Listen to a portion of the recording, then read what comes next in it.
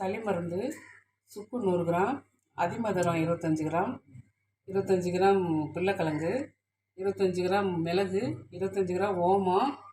இதை உரலில் போட்டு இடித்து மிக்சியில் போட்டு பவுட்ரு பண்ணி கஷாயமாக வச்சு 3 நாளைக்கு குடித்தா நாள்பட்ட சளியெல்லாம் சரியாயிடும். சளி மருந்து தயாராகிடுச்சு. 1 டீஸ்பூன் போட்டு 1 டம்ளர் தண்ணியில் நல்லா சுண்ட அரை டம்ளர் வரைக்கும் கொதிக்க வச்சு நாட்டு சர்க்கரை போட்டு ஆற்றி குடிக்கணும். 3 நாளைக்கு குடித்தா அந்த நெஞ்சு சளியெல்லாம் நாள்பட்ட சளியெல்லாம் கரைஞ்சிரும்.